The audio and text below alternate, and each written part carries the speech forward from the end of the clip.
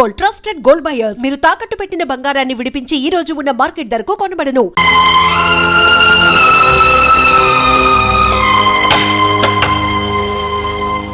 నువ్వు నీ అబ్బకే పుట్టావంటానికి సాక్ష్యం ఉందా ఆఫీసర్?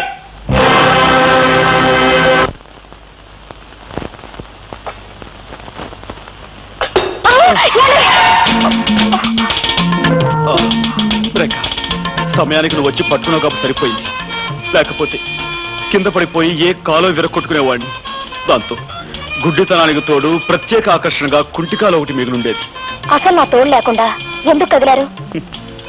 గుడ్డి పీనుగునైనా ఆకలి తప్పుతుందా, తింటం తప్పుతుందా? వంట పూర్తయిందా? ఇక్కడే అయిందండి.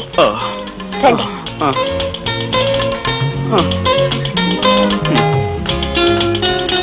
అయ్యో గుడ్డి వదలని మళ్ళీ కిందతో పడేశాను. అయ్యో ప్లీజ్ మీరు కదలకండి, నేను అన్నం కలిపి పెడతాను. రేఖ, నీకు చాలా శ్రమిస్తున్నాను. నువ్వు నాకు ముద్దలు కలిపి పెడుతున్నావు, పట్టుకు నడిపిస్తున్నావు, స్నానం చేయిస్తున్నావు, తల దూవుతున్నావు. ఇవన్నీ నీ చేత. ఇంకెన్నాళ్ళు? 4 రోజులేగా. అంతేనంటావా? దేవతలంటే నీ నీడలో నా జీవితాంతం గడపవలసి వచ్చిన సంతోషమే. ఏమిటది? నేను నొక్కుతుంది బుక్క? అవునండి. గుడ్డి వెధవని ఏం చేస్తున్నానో నాకే తెలియటం లేదు. ఐఎమ్ సారీ అండి. పర్వాలేదండి. పర్వాలేదంటారా? అన్నం తినండి.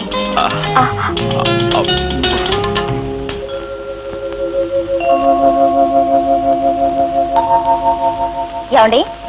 ఏమిటి? మీరు అక్కడే కదలకుండా కూర్చోండి, నేను ఇప్పుడే స్నానం చేసి వస్తాను. అలాగే రేఖ.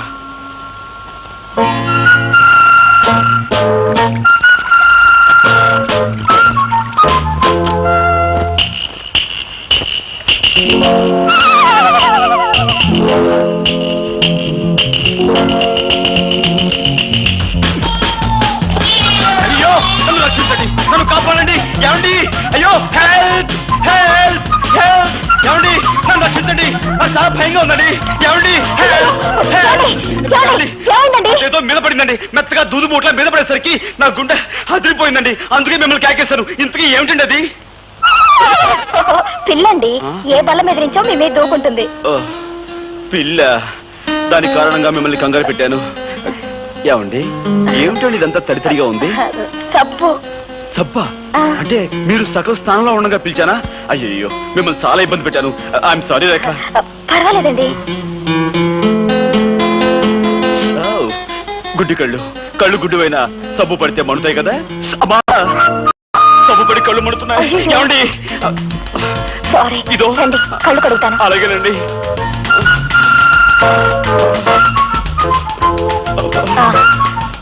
తిరగండి.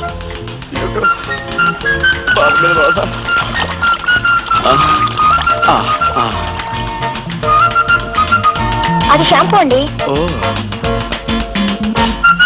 ఏమండి మీరు తలంటి పోసుకోలేదా? లేదండి. అయ్యో ఏమిటండి, శ్రావణ శుక్రవారం పూట ఆడపిల్లలు తలంటి పోసుకోపోవడం ఏమిటి? ఉండండి. వద్దండి, వద్దు.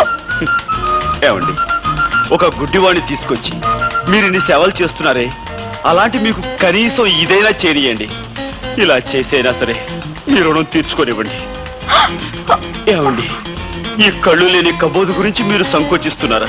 ప్లీజ్ ఎక్కడైనా సెటిల్ అవ్వండి. రండి. ఏమండి? Thank you.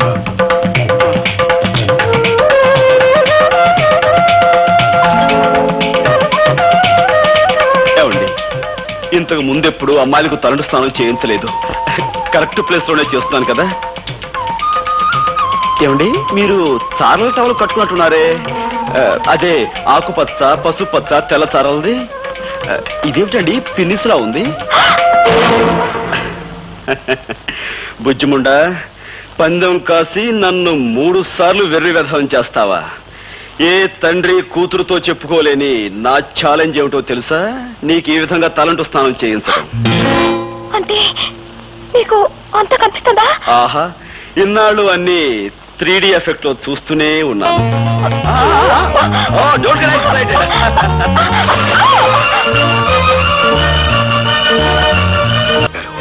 చెప్పేశాడా? ఆహా, అంతా చెప్పేశారు.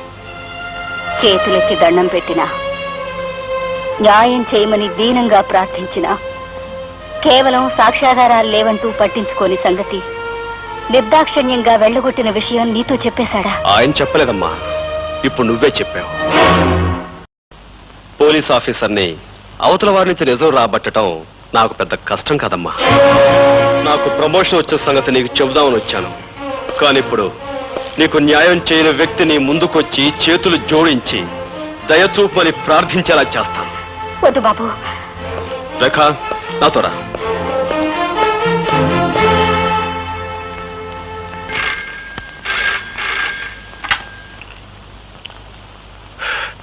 Yes Jagannatham here. ఎవరు ఇన్స్పెక్టర్? ఏమిటి విశేషం? నమ్మలేకపోతున్నాను. ఒక ఆడపిల్ల ఒక మగాన్ని రేపు చేయడమా? ఎలా కుదురుతుంది? కుదిరిందని అతను కంప్లైంట్ ఇచ్చాడు, చేశారని ఆ పిల్ల ఒప్పుకుంది. మధ్యలో మీరెందుకండి అనవసరంగా బీపీ తెచ్చుకుంటారు? పీపీ గారు,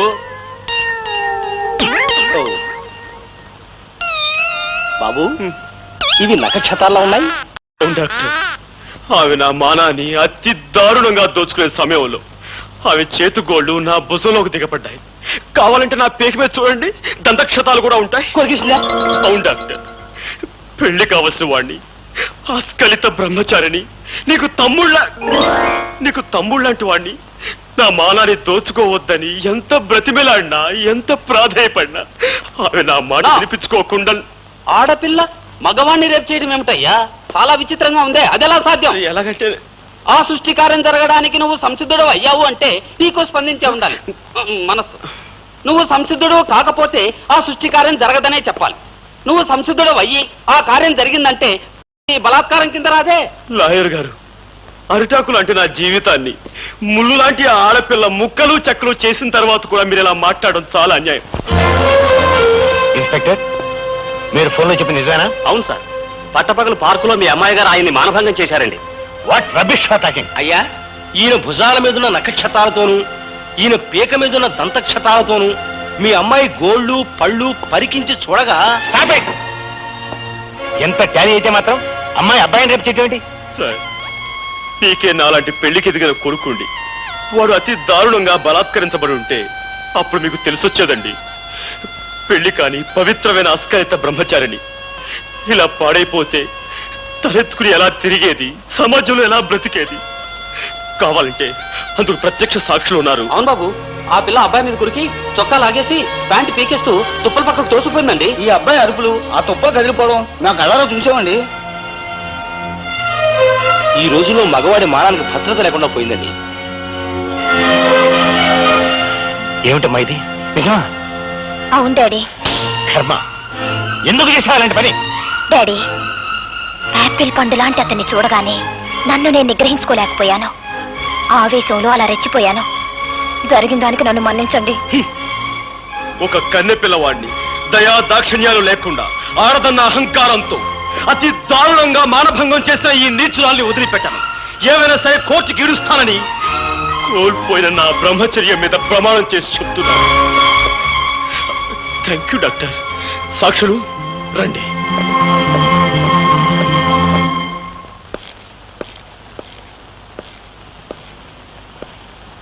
గోపి, అరే మీరా?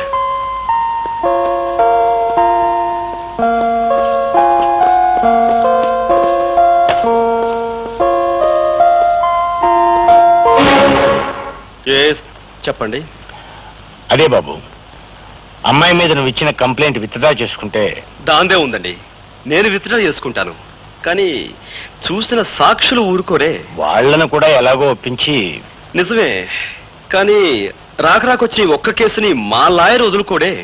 లాయర్ దేవుందిరే గోపి, అతనికి కావాల్సిన డబ్బు ఇచ్చేద్దాం. ఇవ్వచ్చు అనుకోండి, కానీ పత్రికా విలేకరులు కూడా చూశారు కదా. నువ్వు ఒప్పుకుంటే నేను ఒప్పుకోను కదా. గోపి,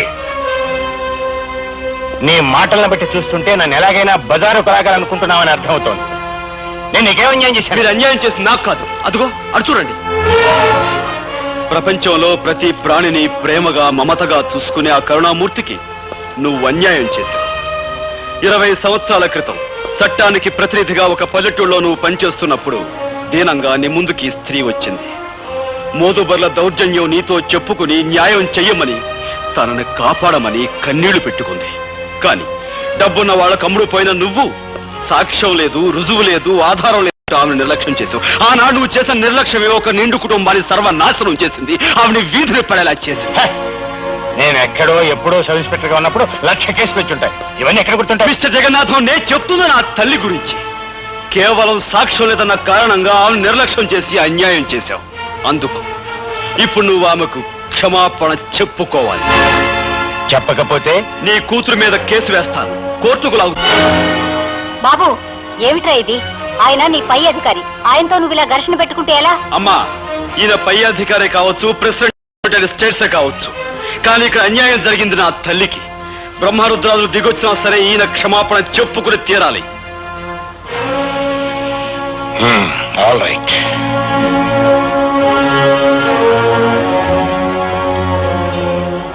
మీకు మీ కుటుంబానికి జరిగిన అన్యాయానికి నన్ను క్షమించమ్మా. సార్,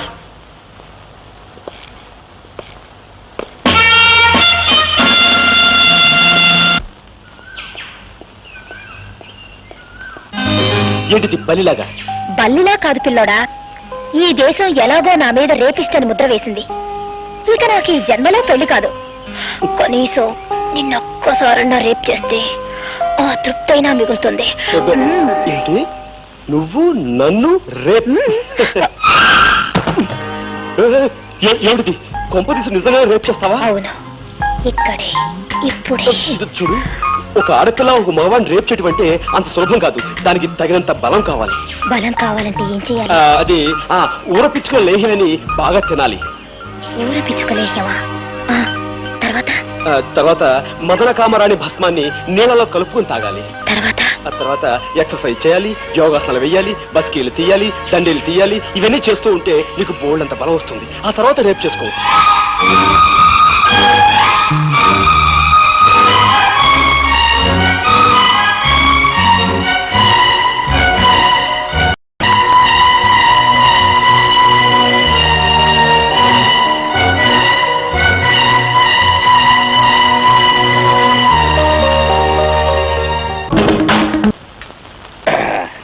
ఇదిగో జగన్నాథం, నీకు ఆ సూపరింటెండెంట్ ఉద్యోగం ఇప్పించినందుకు ఇప్పుడు దాకా నువ్వు చేయించింది ఏంటయ్యా?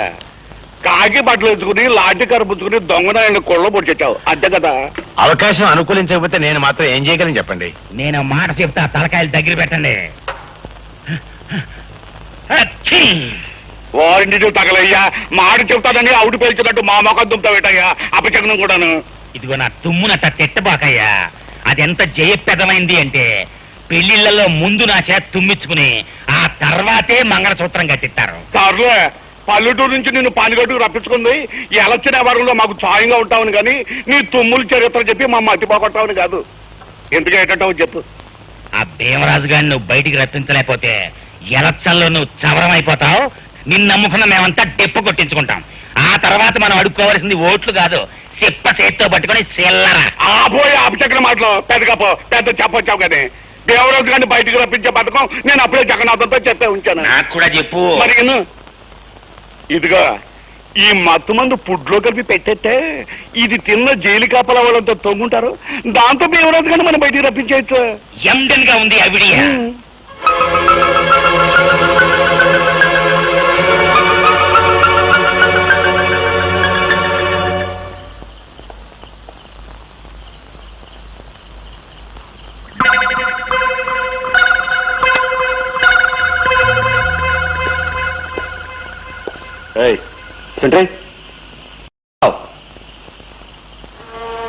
రామమూర్తి, రామమూర్తి,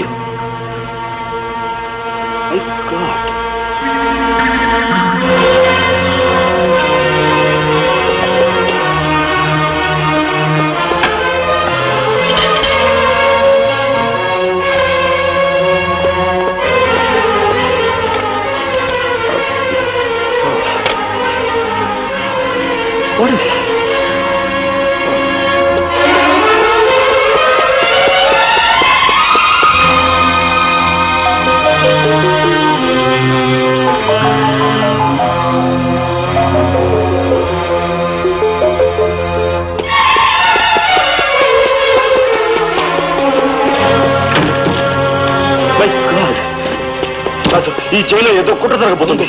ఏమిటో అర్థం కావడం లేదు. అక్కడక్కడ సెంట్రల్ ఎక్స్ప్రెస్ కూడా ఉంది. అందుకే మన స్టాఫ్ అంతా అలర్ట్ గా ఉండమను.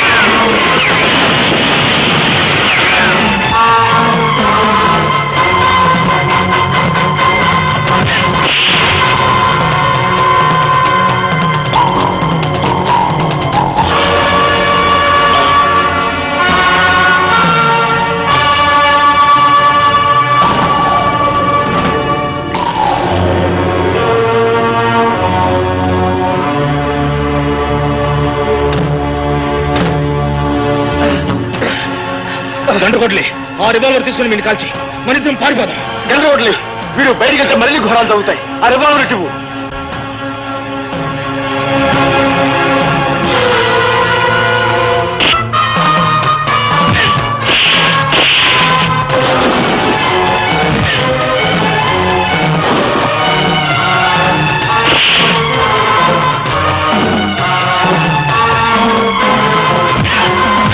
ఈ గొడవ అయితే కాకుండా మెయిన్ గేట్ కూడా పగలబడి పారిపోతున్నారు.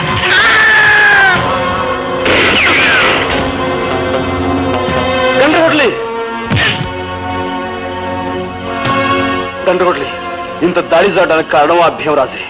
వాడు తప్పించిపోవడానికి వీల్లేదు. మిగిలిన వారి విషయం నేను చూసుకుంటాను. నువ్వు మాత్రం ఆ భీమరాజు విషయం చూడు. అవసరమైతే వాడిని కాల్చేని చంపు. అంతేగాని వాడిని తప్పించుకుపోనివ్వకు. ఇదిగో రివాల్వర్. వెళ్ళు. రాజా